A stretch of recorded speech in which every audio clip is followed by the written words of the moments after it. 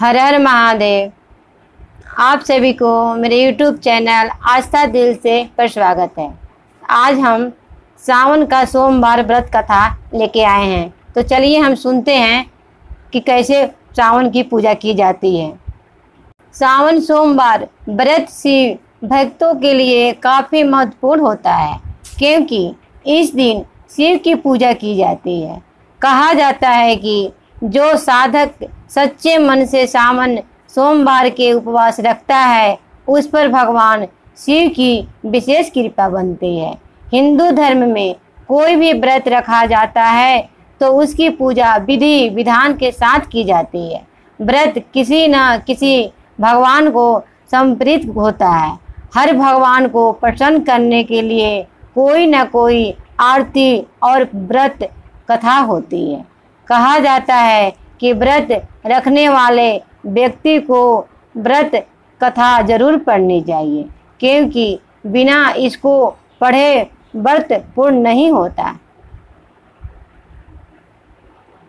तो आज 20 जुलाई है। जुलाई को सावन का तीसरा सोमवार है। खास बात यह है कि इस दिन हरियाली अमावस्या भी मनाई जाएगी। सावन में आने वाले सभी सोमवार को भगवान शिव की विशेष पूजा अर्चना की जाती है। शिव की भक्त व्रत रखते हैं। शिव मंदिरों और शिवालयों में इस दिन शिव को जल अभिषेक किया जाता है। मान्यता है कि सावन सोमवार के दिन व्रत रख शिव की पूजा करने से सभी मनोकामनाएं पूर्ण हो जाती है। तो चलिए अब सुनते हैं पूजा विधि और सामग्री। सावन सोमवार व्रत सूर्योदय से प्रारंभ कर तीसरे पहरे तक किया जाता है। व्रत में 3 दिन में एक बार भोजन किया जाता है। शिव पूजा के बाद व्रत की कथा सुननी जरूरी है।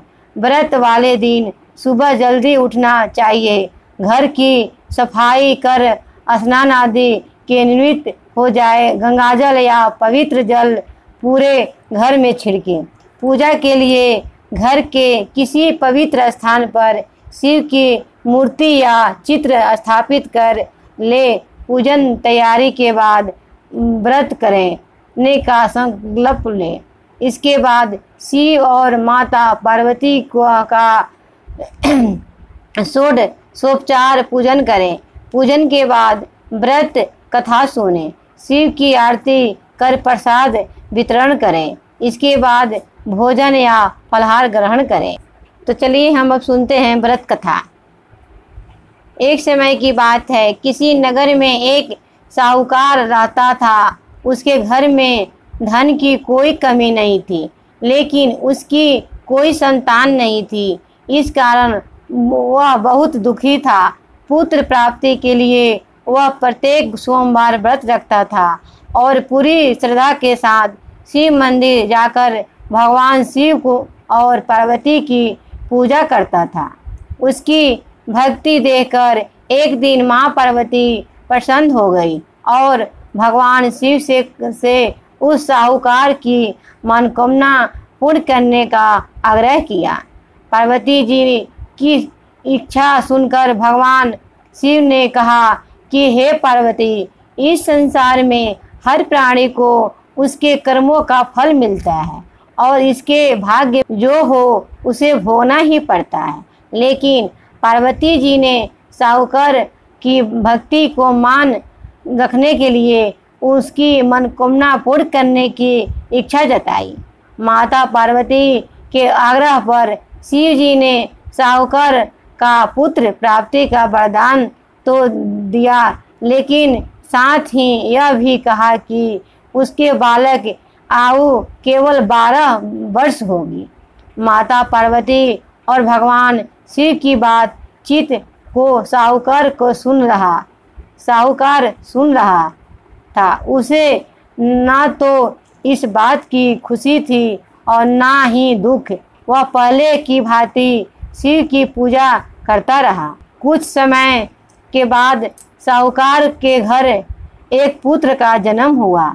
जब वह बालक 11 वर्ष का हुआ तो उसे पढ़ने के लिए काशी भेज दिया गया। साहूकार ने पुत्र के मामा को बुलाकर उसे बहुत सारा धन दिया और कहा कि तुम इस बालक को काशी विद्या प्राप्ति के लिए ले जाओ और मार्ग में यज्ञ कराना, जहाँ भी यज्ञ कराओ वहाँ ब्राह्मणों को भोजन कराते और दक्षिणा देते हुए जाना। दोनों मामा भांजे इसी तरह यज्ञ कराते और ब्राह्मणों को दान दक्षिणा देते काशी की ओर चल पड़े। रात में एक नगर पड़ा जहाँ नगर के राजा की कन्या का विवाह था, लेकिन जिस राजकुमार के साथ उसका विवाह होने वाला था वह एक आंख से काना था। राजकुमार के पिता ने अपने पुत्र के काना होने की बात छुपाने के लिए एक चाल सोची। साहूकार के पुत्र को देखकर उसके मन में एक विचार आया। उसने सोचा क्यों ना इस लड़के को दुल्हा बनाकर राजकुमारी के विवाह करा दूं। विवाह के बाद इसको धन देकर विदा कर दूंगा और राजकुमारी को अपने नगर ले जाऊंगा। लड़के को दुल्हे के वस्त्र पहनाकर राजकुमारी के विवाह कर दिया गया, लेकिन साहूकार का पुत्र ईमानदार था। उसे यह बात न्याय संगत नहीं लगी। उसने अवसर पाकर राजकुमारी की चुन्नी के पल्ले पर लिखा कि तुम्हारा विवाह तो मेरे साथ हुआ है, लेकिन जिस राजकुमार के संग तुम्हें भेजा जाएगा वह एक आंख से काना है। मैं तो काशी पढ़ने जा रहा हूँ। जब राजकुमारी ने चुन्नी पर लिखी बातें पढ़ी तो उसने अपने माता पिता को यह बात बताई। राजा ने अपनी पुत्री को विदा नहीं किया, जिससे बारात वापस चली गई। दूसरी ओर साहूकार का लड़का और उसका मामा काशी पहुँचे और वहाँ जाकर उन्होंने यज्ञ किया। जिस दिन लड़के की आयु 12 साल की हुई उसी दिन यज्ञ रखा गया। लड़के के अपने मामा से कहा कि मेरी तबीयत कुछ ठीक नहीं है। मामा ने कहा कि तुम अंदर जाकर सो जाओ। शिव के वरदान अनुसार कुछ ही देर में उस बालक के प्राण निकल गए। मृत भांजे को देख उसके मामा ने विलाप शुरू किया। संयोगवश उसी समय शिव जी और माता पार्वती उधर से जा रहे थे। पार्वती ने भगवान से कहा, स्वामी मुझे इसके रोने की स्वर सहन नहीं हो रहा।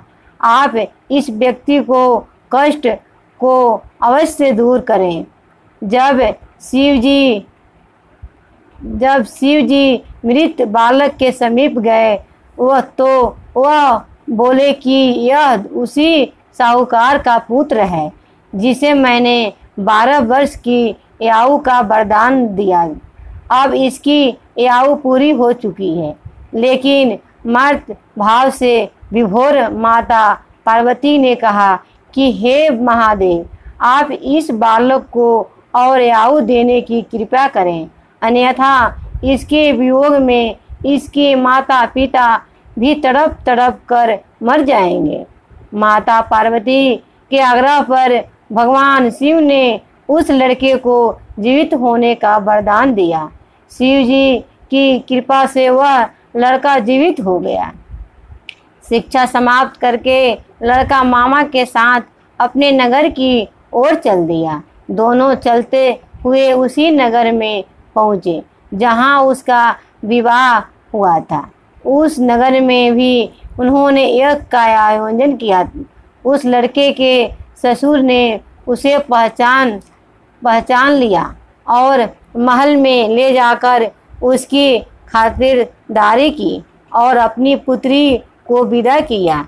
इधर साहूकार और उसकी पत्नी भूखे प्यासे रहकर बेटे की प्रतीक्षा कर रहे थे। उन्होंने प्रण कर रखा था कि यदि उन्हें अपने बेटे की मृत्यु का समाचार मिला तो वह भी प्राण त्याग देंगे, परंतु अपने बेटे की जीवित होने का समाचार पाकर वह बेहद प्रसन्न हुए।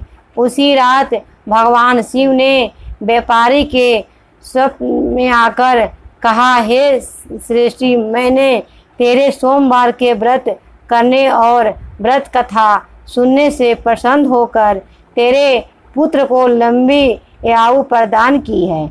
इसी प्रकार जो कोई सोमवार व्रत करता है या कथा सुनता और पढ़ता है, उसके सभी दुख दूर होते हैं और समस्त मनोकामनाएं पूर्ण होती हैं। तो ये कथा का महत्व ये है कि मान्यता है कि सावन सोमवार व्रत रखने से शिव भगवान और माता पार्वती की विशेष कृपा बनती है। जीवन धन धान्य से भर जाता है। धार्मिक कथाओं के अनुसार माना जाता है कि देवी पार्वती भगवान शिव से विवाह करना चाहती थी और इसके लिए उन्होंने सावन के पूरे महीने उपवास किया। पार्वती की इतनी भक्ति भावना देखकर भोले भंडारी प्रसन्न हो गए और शिव ने उनकी इच्छा पूरी की। इसी प्रचलित कथा को मानते हुए सावन में कुंवारी कन्याओं के सोमवार का व्रत रखने का प्रावधान चला। मान्यता है कि सावन के सोमवार या 16 सोमवार करने से कुंवारी कन्याओं का मनचाहा वर मिलता है।